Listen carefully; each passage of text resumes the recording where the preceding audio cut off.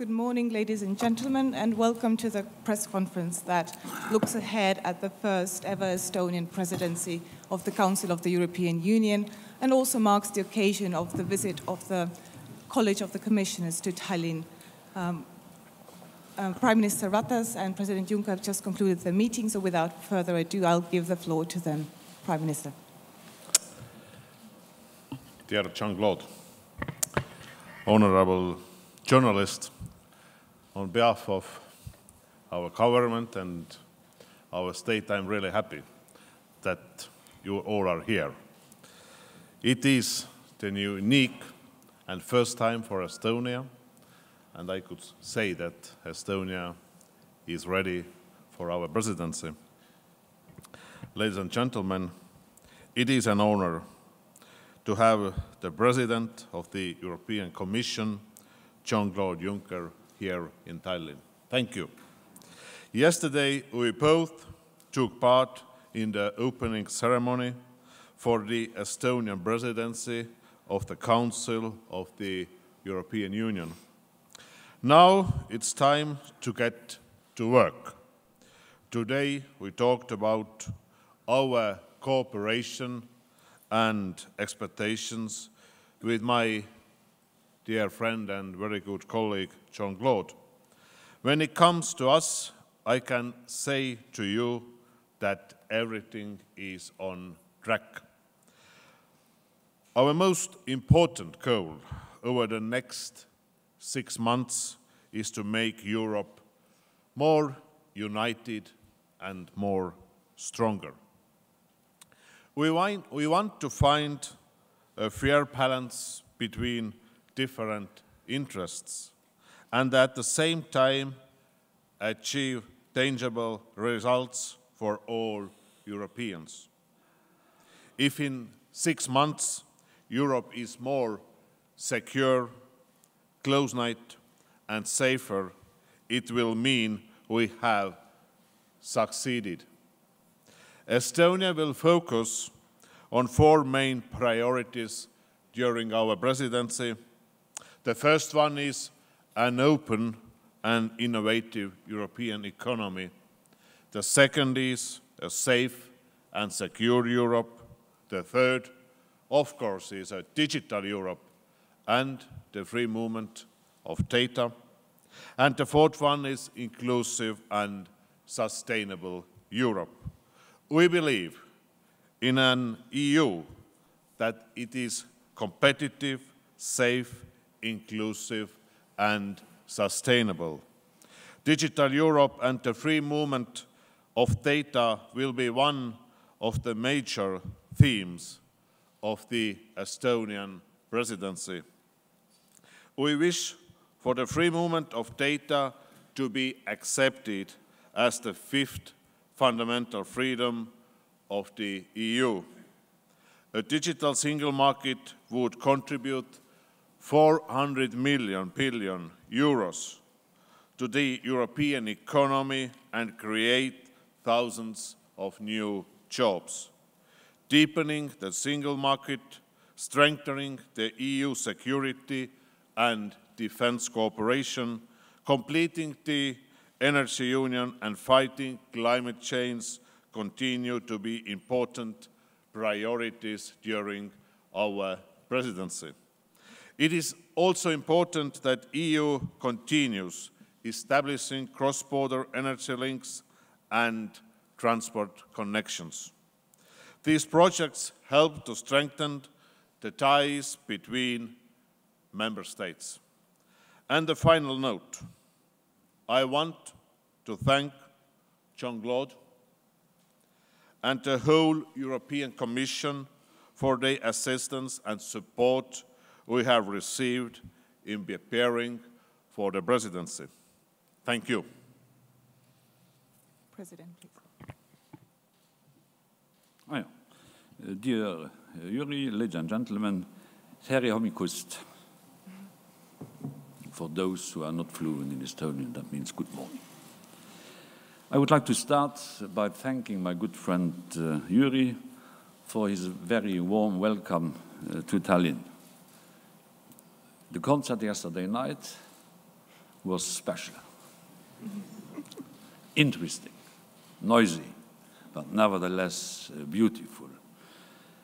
And I enjoyed by far more the enthusiasm of the Estonian people gathering at the central place of this city. That was a very warm welcome, and I was told that never before so many people gathered for a unique occasion on that very place. The week ahead is a double celebration. Firstly, it will mark the start of the first ever Estonian presidency. This is a landmark moment for a country that has given Europe so much since it joined the European Union in 2004. A country made of courage and made of ambitions. And secondly, and I hope he won't mind me saying this, I would like to be the first one to pre-wish the Prime Minister a very happy birthday for Sunday. Palju õnne, Jüri. Jüri is the easiest. I know that your team is ready. We were watching these numerous efforts you have spent over the last months, and so we know that we are in safe hands for the next coming period of 6 months. As a former Prime Minister of another small country, I can assure you that the presidencies of smaller member states are always the most successful. The motto of your presidency, united through balance, perfectly sums up our tasks ahead. I agree with Jüri, who has said that we do not just need to speak as one, but also act as one. Unity shows its true value in action. I shouldn't say it, but I have to say it. I still don't have a smartphone. So I couldn't become Prime Minister of Estonia. This would be totally impossible. Jüri knows that, which is why he sent me, like in the 19th century, a postcard inviting me to Tallinn. But even without being a techie, I know that our future is digital. Digital is the DNA of your country, and it needs to become part of the European DNA. We are counting on your leadership, on your e-expertise to make progress. Under the guidance of the Estonian Vice President of the Commission, Andrus Ansip, we have made some real progress towards completing the digital single market. We have put forward 35 proposals since November 2014, and I'm delighted that together with the upcoming Bulgarian and Austrian presidency, Estonia has set the goal to reach agreement on all of those by the end of next year. Reaching that agreement is important if we want to see high-speed internet rolled out across the European Union or see 5G be commercially available in at least one major city in each EU member state by 2020, like it will be in Tallinn by next year.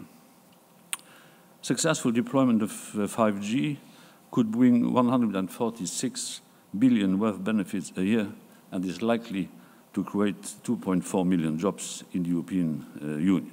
So we have to do it.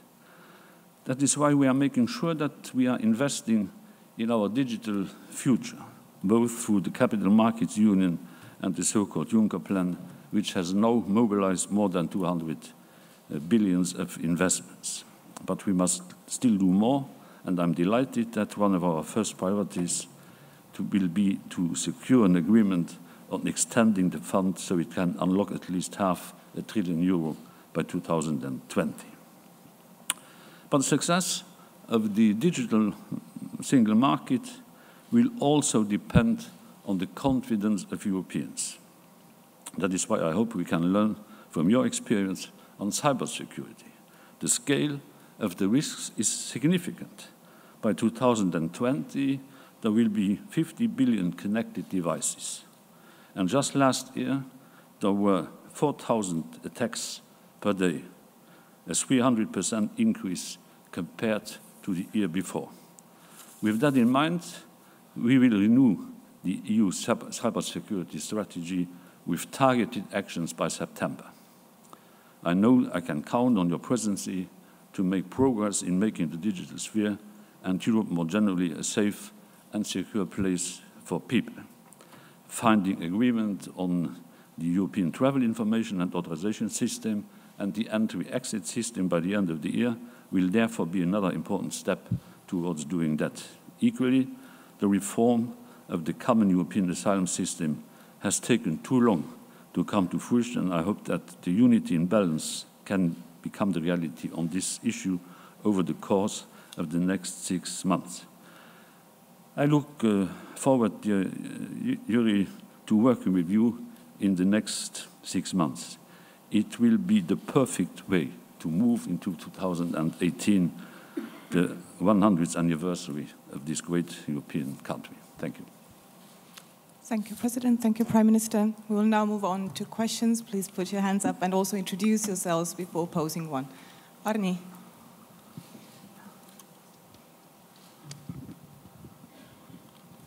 Arni Alandi, Eesti Televisioon. Küsin eesti keeles ja on kaks küsimust on siis härra Junckerile. I have only started to learn Estonian, so give me a chance. And I'm not used to these new technologies. Do you have Luxembourg? Unfortunately, okay. So let's try that one. Go ahead. Kaks kiiret küsimust. Esimene on, et kas oli juttu siin kliimakaitsest ja liikumisest siis kliimasõbralikuma tuleviku poole, kas komisjonil ja tegelikult ma küsiks ka härra Ratase käest, kas ka Eestil oma eesistumise ajal on mingisuguseid konkreetseid plaane, kuidas saavutada suurem kliimasõbralikkus, vähendada keskkonnagaasi heidet ja samas säilitada see heaolu tase, mis on eurooplastele omane ja millest ilmselt keegi loobuda ei taha. Ja teine küsimus on spetsiifiliselt härra Junckerile. Prantsusmaa presidendivalimistel me nägime, et Euroopa Liidu sõbralikku presidenti Emmanuel Macroni valisid peamiselt vanemad ja keskealised inimesed. Noored hoidsid Euroopa Liidu suhtes vaenulikute poliitikute poole. Marine Le Pen koguni hõiskas, et noored on meie tulevik, see tähendab tema partei tulevik. Kas Euroopa Komisjonil on kavas hakata rääkima sellises keeles, mis suudaks kõnetada ka noori, uusi põlvkondi, et Euroopa Liit ei sureks ära minu vanuste ja minust veidi nooremate inimestega? Aitäh!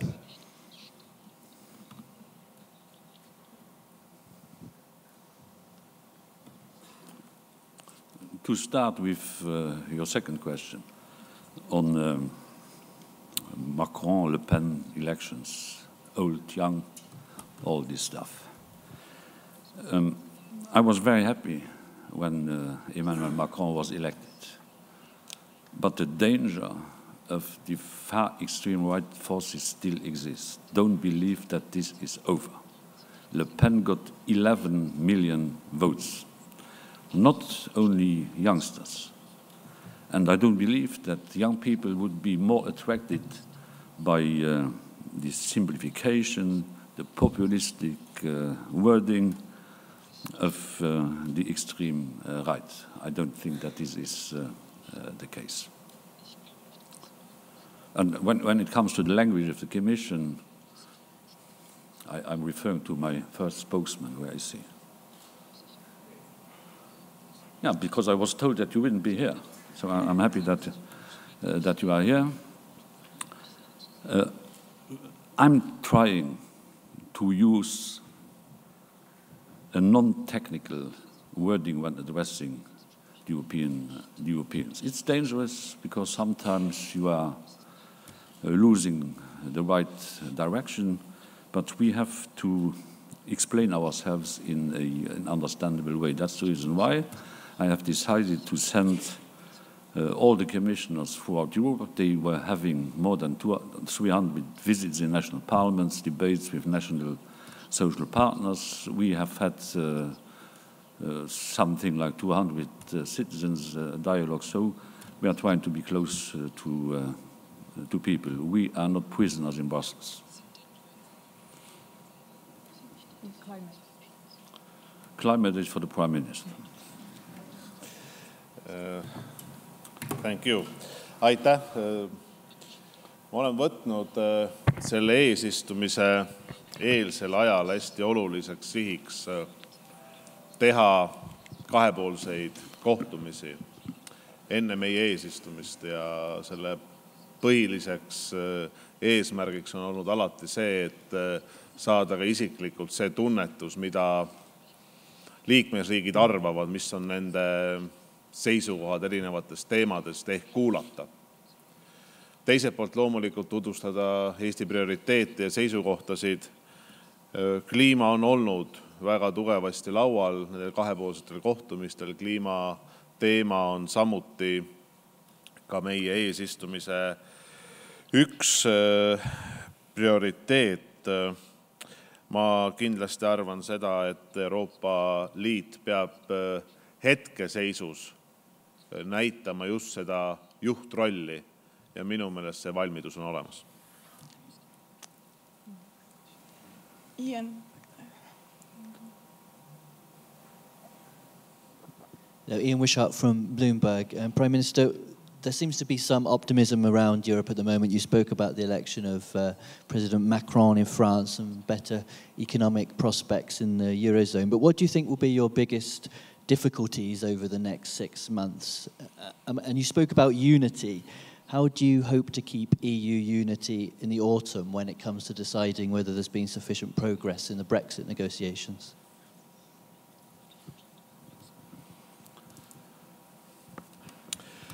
Aitäh.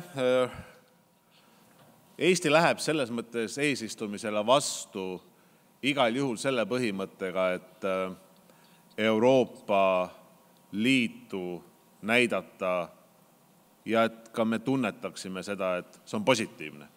Et me saame väga selgelt aru, et on keerulised teemad, on rändeteemad, on Brexiti teemad, aga siin samal kõrval on need teemad, mis on hästi olulised 500 miljonile elanikule ja mis on positiivsed.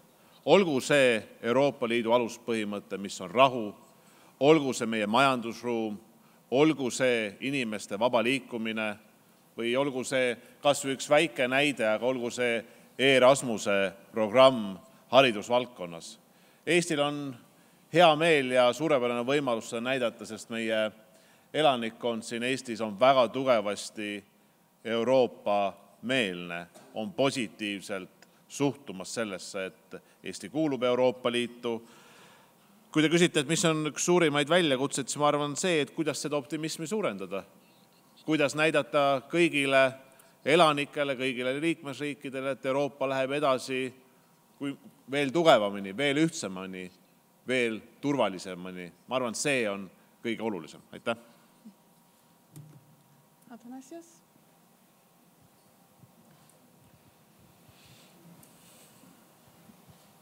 Athanasius, Cyprus News Agency, Cyprus public broadcaster. Again on the Cyprus issue, if I may. Mr. President, there is another year of talks in Crans-Montana as we speak right now for the reunification of the island. I remember 6 months ago during the inauguration of the Maltese presidency, you told me for peace, I take the plane and I go. Are you willing to go this time? And in a more general sense, since the issue now is security and guarantees, can we really accept that a member state in the European Union can still operate in 2017 and on under the presence of foreign troops on its ground? Thanks.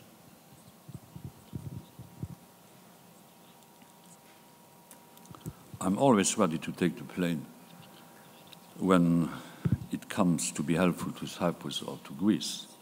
This time I couldn't take the plane because I had to be in Tallinn. That's the reason why I was not in Crans-Montana.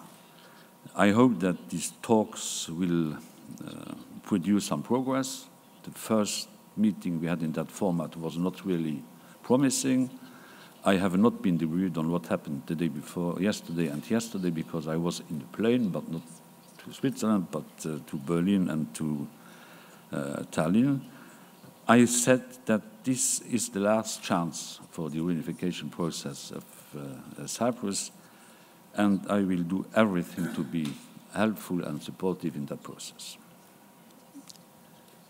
Kui tohib ka siin öelda paar sõna, kuigi küsimus ei olnud otseselt minule, siis ka ma isiklikult olen kohtunud Küprosel ja kahepoolsel kohtumisel olnud, et ma kõigepealt eestlasena tean, kui keeruline on see teema.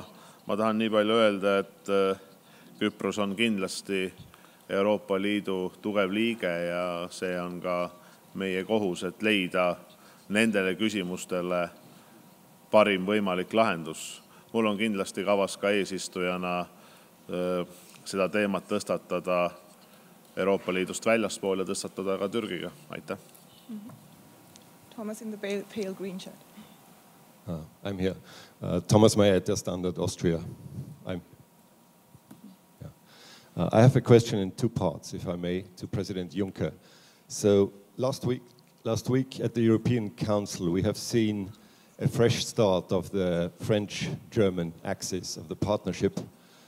And the German Chancellor Merkel has said, as I think more determined than ever, that the future of the EU 27 is more important than the Brexit. So my first question to you is, do you think that the presidency in the next weeks and month could be a game changer in your plans and attempts to reform and more integration in the European Union? And the second part, if I may, we will see tomorrow the honors for the former Chancellor Helmut Kohl with the funeral and the States Act in Strasbourg. What do you think could be the meaning of that act? Is that any message? And if I may, I would like to repeat that question in German. Herr Präsident Juncker, beim Staatsakt für Helmut Kohl morgen in Straßburg und im Dom von Speyer wird es das erste Mal sein, dass einem europäischen Politiker in dieser Form gedacht wird. Sie kannten ihn persönlich sehr gut, waren ein enger Vertrauter. Was glauben Sie, welche Bedeutung hat dieser Staatsakt? Was geht als Erbe von Helmut Kohl für die heutige Zeit aus? Ich will mit der letzten Frage gerne beginnen. Morgen findet in der Tat eine Abschiedstrauerfeier für meinen Freund Helmut Kohl in Straßburg statt. Damit wird sein gesamtes Lebenswerk gewürdigt, weil Helmut Kohl war ein Deutscher und er war ein europäischer Patriot und er konnte nie einen Widerspruch zwischen deutschem und europäischem Patriotismus erkennen. Es ist eine Geste, die ihm zukommt, weil er Ehrenbürger der Europäischen Union war. Jacques Delors ist der andere, Jean Monnet war der erste. Kohl kann man nur vollumfänglich gedenken, wenn man diese Trauerfeier in einen gesamteuropäischen Kontext bringt. Und ich möchte gerne in diesem Teil Europas darauf hinweisen, dass Helmut Kohl sich stets sehr energisch, fordernd, manchmal auch schreiend, für die Erweiterung der Europäischen Union nach Ost- und Mitteleuropa eingesetzt hat. Die Erweiterung wäre so nicht gekommen ohne Helmut Kohl und sie wäre so schnell nicht gekommen. Also ist auch dieser Teil Europas Helmut Kohl zu Dankbarkeit über das Grab hinaus verpflichtet. Im Übrigen und zur ersten Frage, Tom, bin ich der Auffassung, dass die estnische Präsidentschaft gut daran tun wird, und das wird sie tun, sich mit den 5 Reflexionspapieren, die die Kommission veröffentlicht hat in der Folge der Vorstellung des Weißbuches zu Europa. Wir brauchen diese breit angelegten Debatten in Europa und because the Estonians are back-to-earth people, they are the right address for leading this process. Petra. Kui tohib ka Helmut Kohli kohta 2 sõna, et kindlasti Eesti poole pealt me oleme väga tänulikud. Tema ajal Eesti kutsuti läbirääkimistele Euroopa Liidu ühinemise osas. Tema oli ka see, kes tunnustas Eesti taasiseseisvumist. Aitäh. Hi, Petra von Willersdorf, Slovenia News Agency. My question is on yesterday's decision of the International Tribunal, Arbitration Tribunal, about the border between Slovenia and Croatia. This is the outcome of a very long and difficult process based on the work of Enlargement Commissioner Olli Rehn, co-signed by the Swedish presidency and hailed as a model for resolving other border disputes in the region. I know the college will discuss it on Tuesday, and I know that you are looking at it from the legal point of view, but as a president of a political commission, what is your first political message to both countries, given that the commission was involved in the process and that defending the rule of law is one of your core activities? Thank you. Unfortunately, Madam, the President of the Commission is a lawyer too. And so I want to read decisions by a court, be it a normal court or a court of arbitration, before taking any kind of position. I was talking on phone the day before yesterday and yesterday both with the Estonian and the Croatian Prime Minister, and the college will take this court decision under exam during its meeting next Tuesday. From now to then, I will have read, and then I can talk. Take the last question, Marco.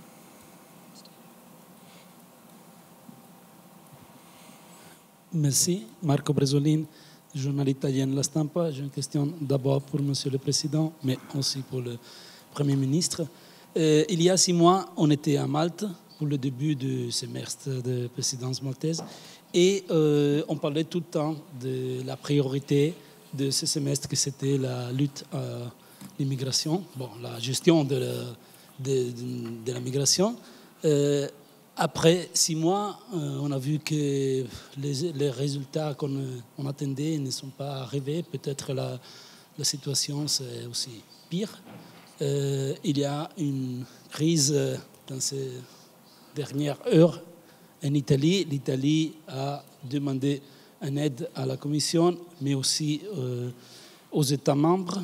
Je ne sais pas si pour la présidence estonienne, la question migratoire, c'est une des priorités. J'ai comme l'impression que ce n'est pas la première des priorités. Mais bon, je voudrais savoir qu'est-ce qu'on peut faire dans l'immédiat et d'une façon concrète. Parce que hier aussi, vous avez à Berlin, vous étiez avec les chefs d'État et de gouvernement des pays européens qui vont au G20. Vous avez parlé de ça, vous avez dit que l'Italie et la Grèce ont été héroïques. Oui, mais je crois que ça, c'est bien de reconnaître ça. Mais d'une façon plus concrète, immédiate, qu'est-ce qu'on peut faire? L'Italie demande aux pays européens qui sont sur la Méditerranée d'ouvrir les portes pour désembarquer les migrants dans des autres pays. Vous croyez que ça peut être une solution? Vous croyez qu'il faut demander ça aux autres pays européens? Merci. Oui, j'ai discuté de cette question hier avec le président du Conseil italien, Paolo Gentiloni. Nous avons évoqué cette question pendant le débat entre les membres européens du G20. Et vous avez raison de rappeler que j'ai dit que l'Italie et la Grèce, logées à la même enseigne, ne peuvent pas être laissées seules lors de cette crise des réfugiés. Déjà, pendant les campagnes électorales menant à l'élection du Parlement européen, j'avais beaucoup insisté, alors que personne ne le croyait à l'époque, que la crise migratoire serait un des grands défis du mandat de la Commission que j'allais présider. Parmi les 10 priorités que j'ai évoquées devant le Parlement européen lors de mon discours de politique générale, figurait en bonne place la politique en matière de réfugiés. Et nous avons agi. Il n'est pas vrai de dire, et je ne laisserai pas dire, que rien n'a été fait. Je suis d'accord pour dire que tout ce qui aurait été possible n'a pas été fait et ne le fut pas dans les délais qui, en fait, auraient dû être vus comme des délais qui se sont imposés obligatoirement. Je vous donne 2 ou 3 exemples.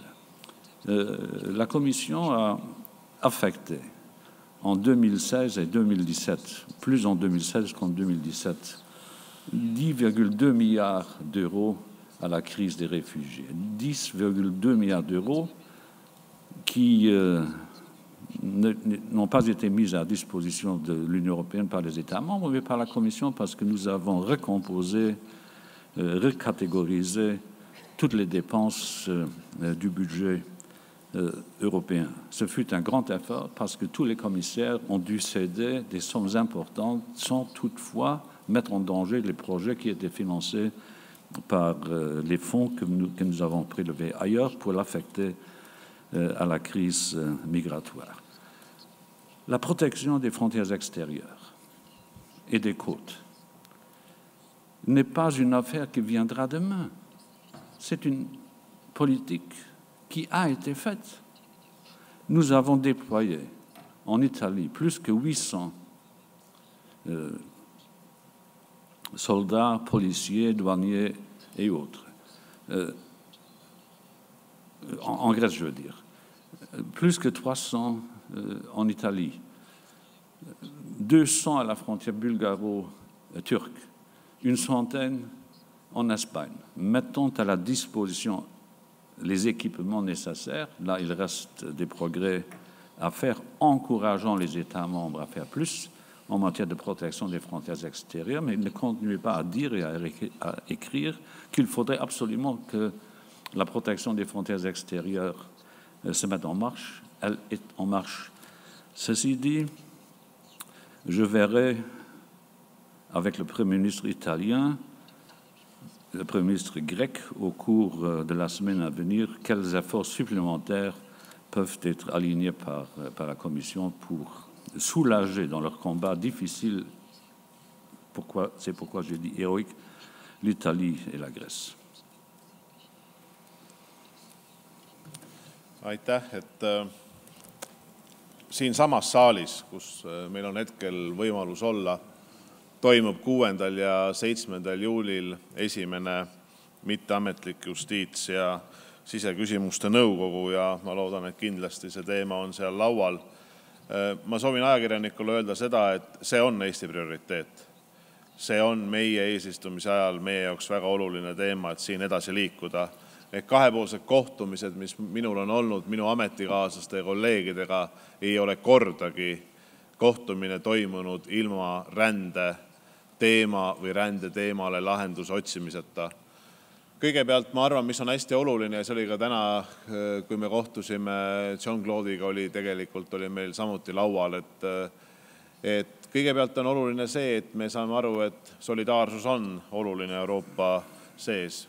Me oleme igal juhul valmis tegema jõupingutusi rohkem, et välispiiri kaitsta, et teha koostööd Aafrika riikidega ja ma arvan, et siin on ka õige öelda seda, et me oleme valmis ka tugevdama ja tegema koostööd Euroopa Liidu ja Türgi vahelise lepinguga. Ma täiesti mõistan ja saan aru seda muret ja survet ja õigustatud küsimust, mis tuleb lõuna poolt või Lõuna-Euroopa Liidu liikmesriikide poolt. See on kõigi 28 riigi küsimus, et seda lahendada. See on meie jaoks oluline teema meie eesistumise ajal. Aitäh! I'm afraid this is all we have time for today. Thank you, Prime Minister, thank you, President, and thank you all for coming.